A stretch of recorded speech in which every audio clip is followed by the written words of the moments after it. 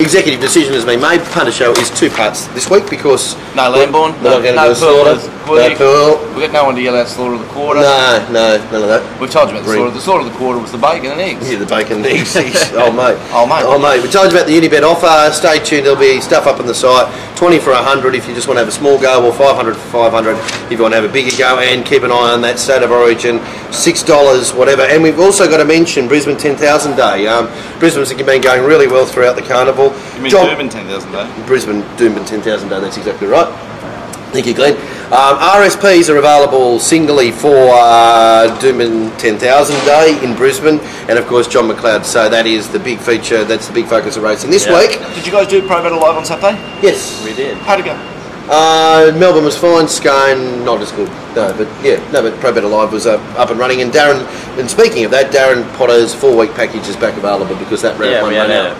Darren had a good day on Friday at Scone. Yes. Not as good on Saturday, but Melbourne was a great day. So. Yep, perfect. Beautiful, all right, lovely. So keep an eye out if you're a Darren Potter fan and you just want his set. His 4-week package is back available this week. But Brisbane will be the main focus, but also Glenn will be back here at Randwick too after a track that's going to be cut up a bit today. It's a beauty. Yeah, the rail will be 3 metres. Bit of rain coming between now. Yeah, lovely. So yeah, bit of everything. We should be sweet. Bit of a mixed bag of lollies. We should be sweet off a red hot Mounting Yard mail, which was only maybe defeated by a red hot anti-aircraft missile. But you're happy to I'm happy. You're happy to concede. Yeah. Kim Jong, have you seen his haircut? His waistline? Yeah. If he's not a cartoon character. Danny Beasley's got that haircut going on. Does he? Yeah, I saw him on TV the other day. Yesterday. He seems very happy in a happy space at the moment, Danny. I'm waiting for him to his race fitness to kick in, but when it does, he's right on him. At the moment, I'm still a bit holding back. Oh yeah, he's got to get used to the whole Sydney. And I think this Winona setting up with the Snowdens is going to be a successful partnership. They took over the apprenticeship. Oh, okay. I wasn't Peter and Paul Snowden, yeah. Okay, perfect. So she's left Gay. Gay's lost another apprentice. Yeah. So she's, 73-1 now? The only one he is? Was it? It's a trivia question. You know it. Robin Freeman? Robin Freeman. Yeah. The only one who lasts the time ago. She lasted the time ago. And Robin who? Where is she? Yeah. Does Martin Newman... No, Martin Newman was TJ, wasn't he? Yeah, where's Robin now, yeah? I'm not sure. I haven't seen a ride for... There's an email question for me. Where is Robin Freeman? No, I'm not sure. Who holds quite the a couple key of to still that? rider. I mean, she looked a better rider than Kathy. Kathy's still there punching them around. Oh, yeah, I'd rather be backing Robin Freeman than Kathy. Oh, yeah. what? Yeah, exactly. But anyway. She got married not long ago. She might be mothering up or something. Yeah. Anyway, Laurie has said... we already said this, Dale. Great selections by Glenn on Saturday. Inner Wing 20-1, Dover Tier 42-1, Loved Up 10-1. That's a good idea. 12-1. Good work. Thank you, Laurie. Is Laurie a boy or a girl? I think with that way of spelling, it is a boy. Good on you, Loz. Well dressed, Will said 1 retweet for Media Watch, and now you're too busy to film the show. Ha ha. What does that mean, a retweet? Oh, Media Watch retweeted because we said that coming up on the Media Watch will be this, and they retweeted us to their audience. So we got retweeted by the national broadcaster. Oh, did we? The ABC retweeted us. G'day, Media Watch. That's right about me on this show. Can you believe what this pilot said? How this site is... Yeah, it's allowed. Racist. Yeah, exactly right. Stu mentioned about Matt Stewart. Is that you? No. He's What's your second? Oh, Taylor. Yeah. Horrible tips though, rules me out. Yeah. He said he wasn't overly complimentary, but apparently I'm going to read that. The talk of an independent commission free of breeders and owners to run. Matt wrote an article about this. The talk of an independent commission free of breeders and owners to run racing in Victoria sounds promising to me. If we could just get a couple of fair dinkum punting terms on the commission, things could actually improve. Cheerio, Stu. Below is some of Stuart's article. It took less than a day to be reminded of the breadth of David Mooney's involvement in the sport he now governs. When Rob Ralston fell on his sword before the Racing Victoria Board on Friday, fessing up to a fairly innocuous yet fatal error regarding a horse entry fee, Moody was voted in his replacement unopposed. David Moody's the one in the lime green colours. Yeah, I know. Matt Ellerton trains a lot of horses. Oh, yeah. I heard the story. It was very small. Well, it seems a small error. Yeah. Well, it's small. Moody is a remarkably successful breeder and racehorse owner. His green, purple and gold silks are a famous staple of almost every racing... racing here today? Of almost every racing weekend. Yeah, they would be for sure. Brent Stanley's involved. Brent Stanley, yeah. I think Brent Stanley rode a Caulfield Cup winner for him, didn't he? That's right. Yeah, okay. More famous still after Saturday where Moody won a race at Caulfield with Durandal and the Rich Goodwood handicap at Morphettville with Flamberge. So Moody is a dominant player and now boss, and that's one hat too many to some. Racing Minister Martin Peculiar reckons the era of an independent racing commission rid of breeders and owners is getting close. And former Premier Jeff Kennett hopes so. After Moody slipped into the chair, Kennett tweeted, "Governments seem to have given up on good and appropriate governments in Racing Victoria." Wow. The creation of Racing Victoria in 2001 was all about independence. The Victorian Racing Club ran racing for a century, but they relinquished control to a body that would hover above it. But Peculiar and Co would argue Racing Victoria is not independent enough. The 10-person RV board is dominated by those with a vested interest in the sport they control. Owners, breeders, bloodstock agents, even the wife of a leading horse trainer in Prue Hayes. John Massara is the most successful and powerful breeder in New South Wales, and he's chairman of Racing New South Wales. The gripe up there is that the sport of small crowds and small fields, but stacks of black type races for fillies and mares is stagnant because we're run by bloody breeders. Peculiar, Kennett and others reckon independence is important, but others argue it's good for perception but doesn't guarantee performance. A catchphrase like conflict of interest, which is only exposed by aberrations like the one that sunk Ralston. Racing is a strange cocktail, neither purely business, sport or pleasure. Those who run it, the good ones, understand that these dynamics because they have lived them as owners, breeders, bookies or punters. If Peculiar is serious about an independent racing commission, he faces the challenge of ensuring it is better than the board it replaces.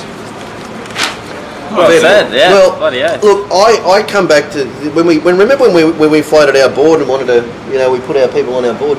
One of the early days Punters show, you probably don't because you don't remember anything.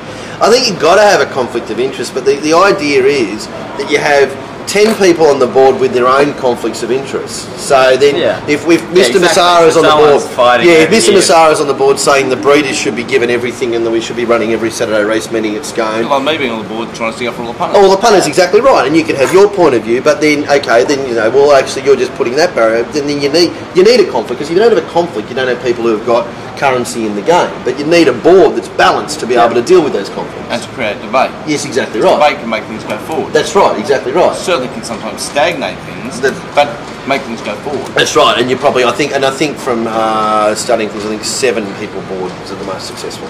Okay. 10, that gives you enough balance. I remember listening to an interview on the radio, and someone was talking about who are the givers to the industry and who are the takers. Yeah. We're a taker in a way because we're getting business off the punt. Trainers are getting...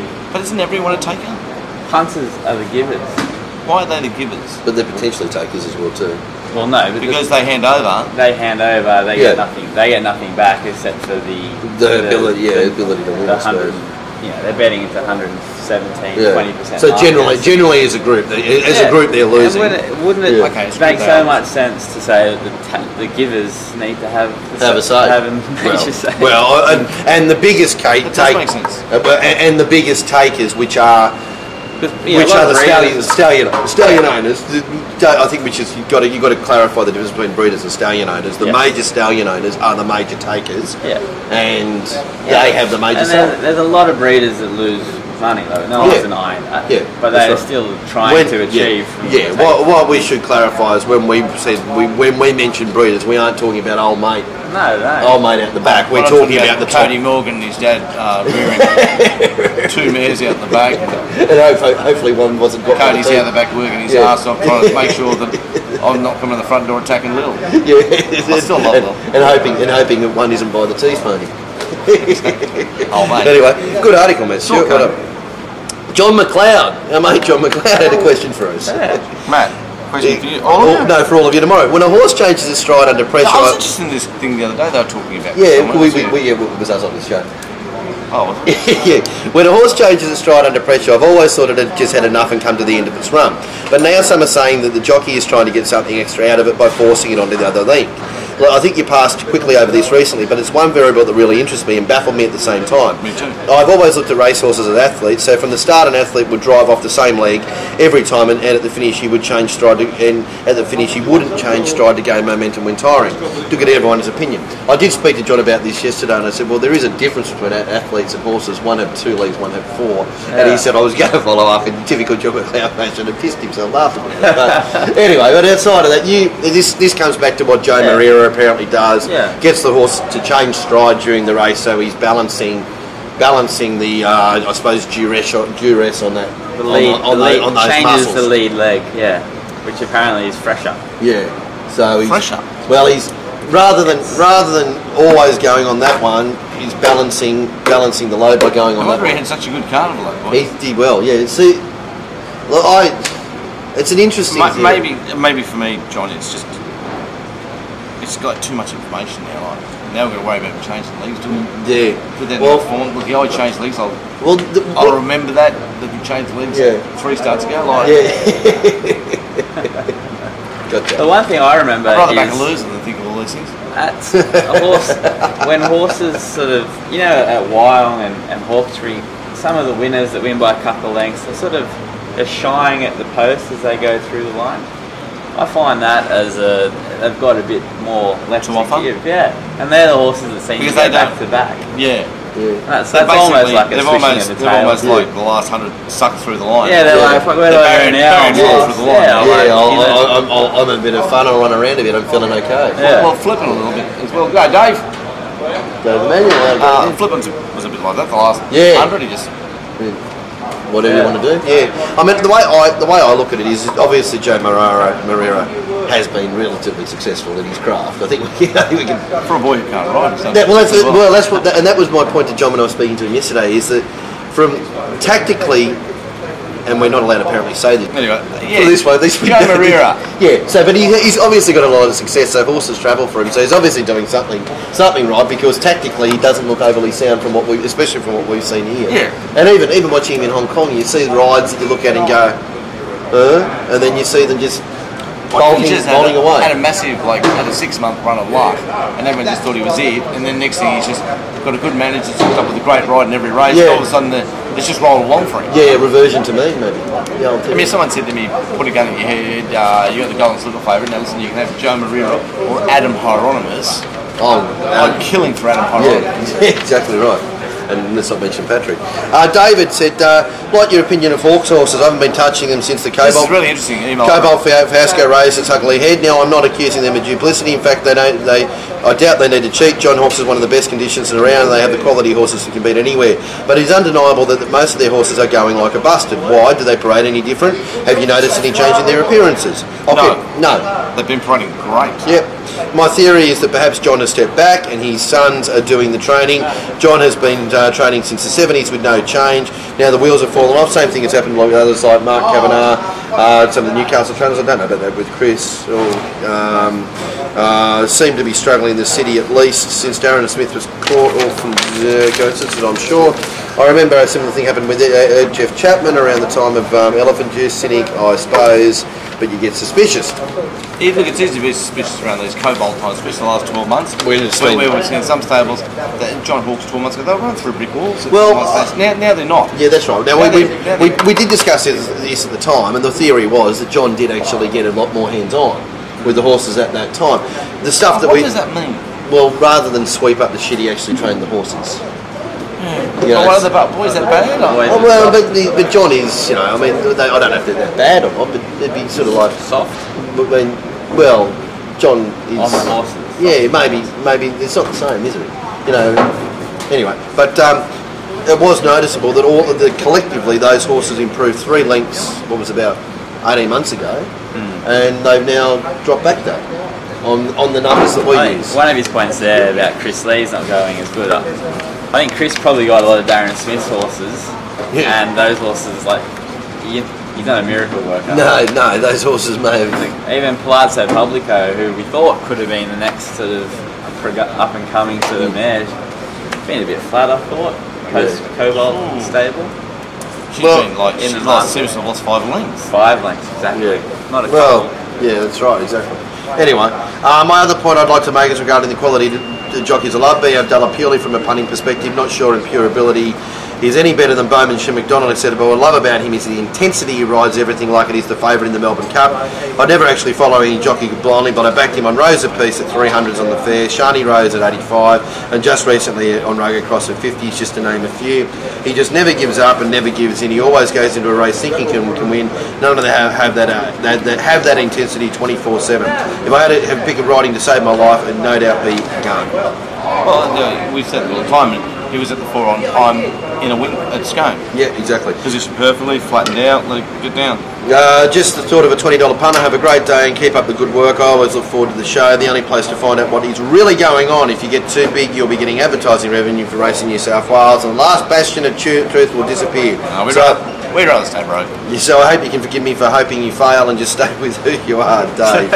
On your Dave. Dave. Anyway. TQ, actually we'll go over TQ stuff because I think she'd like to hear from Mark on that for next week as well too about the track. She's been so low to TQ. G'day team, yeah, spent a lot of country racing there in Victoria, good on you. Get Mark to look for it because Mark could find that all very interesting. Yeah, that's exactly right. Anthony, why are all the tweets that come up on screen on Racing Retro either by breeders or about breeding? Isn't it sickening? That's because, well, isn't it sickening? I'm assuming whoever's in the studio must have a connection and understand that stuff and just bang, sends it out. That's what but goes Racing on. Retro shouldn't be. He went on, if Victoria signs for 7 to broadcast their product, where does it place each state? Now that's the mail that maybe, I think that racing.com, which is Racing Victoria, are hoping for Channel 7 to broadcast it. It's just, does it just get a bigger and bigger mess the further and further it goes into? Like Channel 7 might be broadcasting it now. We've got Racing Victoria paying $1 squillion to broadcast racing on an internet site. Sky Channel is sort of occasionally, sort of giving you a... Can we just race horses, bring people back to the track, Yeah. stop all that shit and get small bookies? Yeah, exactly. It'd be, it's pretty simple, isn't it? I'm not even sure that it'll still be heaven. It might be hell, but that's where I want to go, a betting ring. You're betting Sydney, Melbourne, Brisbane. They sort of half Wednesday, get on. Saturday. Wednesday, Saturday. Thursday, Gosford. Tuesday, Newcastle, Kembla. When you park dogs on Saturday night. Off you go. Off you go. There it is. Anyway, it's all messy and it's all yucky, and I've just moved house and I don't have Foxtel at the moment, so I'm switching. Radley, Zarafa and Munzie up there. Have a look at Munsie's there, would you? He's lost his neck. Munsie's lost his neck. Too much Munzie. What happened to Munsie's neck? If anyone out there could find Munsie's neck, there's 500 from me. Matthew has said, can you ask how you boys start doing your form for the weekend and where do you get a form guide to use it? Matt, if you're just starting off, RaceNet's the easiest, isn't it? RaceNet's I mean, like RaceNet is video comments for a free form guide. Fantastic. You just can't beat it. I've been using it to this day, and I've tried other products. Confusing. Yeah, too much information. Actually, in the layout of race, there's a lot of things to look at. The layout of racing seems to be a lot easier. And I reckon in all the times I've been looking at the form and video comments, I reckon I'd find one mistake in 1,000. Yeah, it's a fair call too. One mistake in 1,000. Which not, they'll say 7th of rails, and then you go back and you go, I don't remember it being there. You go back and you check the tape, and you'll see it wasn't there, and there was 2 courses in the race with the same colours. Yeah, and you go, he's looked at that one. And it's tiniest, it's 0.1%. I won't always agree with their comments, but that's up to you to make your own. The form and video comments are just there, but I remember every race. No, exactly. But that's for you to make up your own mind with as well too. But if you wanted to go up to the right, your database ratings to win is the one. But for the more professional you get, the more money it costs. Yeah, because you're trying to get money back. Yeah, that's right. I use the rating to win database is fantastic. It'll give you the whole horse's career. If you click at the button, you can look at the individual race. But RaceNet and the Racing New South Wales website with the videos and that, you can't go wrong. Yeah, that's right. That's the easiest way to start. And when you get a serious and want to spend $300 a month on ratings to win, that's your next step. Des, just watch a replay of Wings' big win. I'm pretty sure Alan Thomas creams his pants. I got to say it was a big win. That looked good, didn't it? I think there's about a 5 to 10 lane fast on that line there at some sort of Oh, you think so? Oh, that was yeah. So it was just everything coming together, wasn't it? She had lengths on them. She was weighted best. She was set up. She ran at the right speed. She got there bang. Yeah. Like most things in racing, you see something that looks astonishing, it normally isn't. Yeah, normally isn't. One horse was Black Caviar, I suppose. So. Yeah, when they moved the barrier, and yeah. Serving punter, Grafton. Another one. The horse that won the Oaks here, Wind. What was it called? Go for it. Gust of wind. Oh yeah. Yeah, it was this astonishing scone, and I was like, that's just a stupid scone win. Yeah. That fucking wins a Group 1. Yeah. Not many win a 1200 metre scone maiden and then go right through to winning a Oaks, do they? Surfing Punter has said, should Grafton now go to a Saturday? Thinks Hawkesbury, Newcastle, Kembla, Gosford, Wyong, Canterbury deserve a showcase meet. I'm pro for a national calendar where each respective club gets days in spotlight. So Saturday, 3 different states vying for attention on New South Wales level. The program is akin to sardines in a can. Quality over quantity in sports market is a proven winner. Correct? Yes, no doubt. Alex has said, country jock with a chance is more trustworthy than a jock coming off carnival time, in relation to Richard Bensley, I suppose. Yeah. Craig, this is in relation to you, in the comment we said Glenn's keen for the meeting and all that. Does he ever say, don't really like the meeting, might take a body and back a couple of rugbies? No, the only time I am really keen for most meetings. Yeah, the only time you don't like it is when they're called off. We don't think we should do it for sales. I do wake up every morning, and when I wake up there's no roast meeting and I just lay in bed and cry. Exactly right. But when there's a roast meeting on, I think it's a cracking on. Yeah, and when if it gets called off, then then we have issues.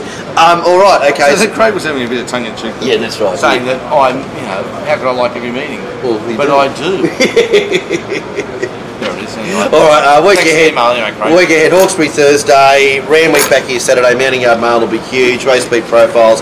Mark stuff available, of course, for all of that. Pro Bet Alive for both Randwick and also Flemington, and we'll also have Doomben stuff throughout the afternoon on Pro Bet Alive. Doomben 10,000 Day with all the stuff. Belmont on Saturday, and then Hong Kong back to Sunday. So there it is. Happy days. Plenty on. Stacks on. Good luck. Saw a couple of nice horses in the last week. I just saw them then. Both Jason Coyle's horses. So Horses to follow. three. Schenko or something. Charming Lads won. Oh, yeah? Didn't handle conditions and go better on a drive. Skripchenko is a line chaser and it'll get through the line. And there was one that went around yesterday. They got beaten to Goldman and Maiden. Got beaten yesterday to Goldman and Maiden. Had a bit of a rap on it, mainly from me. Grey horse. Final decision. No, grey horse yesterday. No, race round two. The thing that I backed here placed in 90s and Kathy. And Kathy rode. And ran fourth. Yeah, I think they ran second yesterday. Yeah. Grey horse, Kathy. Yeah, you know the form. It ran fourth And here. He got beaten in the Golden Maiden yesterday, and it will win a Saturday race this prep. There's a comment. Beautiful. What's it called? You got it there? I'll try and find it. No, I didn't. Look up yesterday's maidens, also ran second. Jason Cole. Jake Collett rode it yesterday. Thought it was, we got it. It's not final decision. It's Storm Siren. Storm Siren. Storm Siren will win on a Saturday this prep. And got beaten the Golden Maiden. You heard it here first. And should have run a place at 90. Should have run a place at 90 for day. On your Kath. Good work, Kath. All right, good punny show. Bit of a shorty. Good luck. Good luck, today. boys. Thank you. All right, see you Friday with the preview.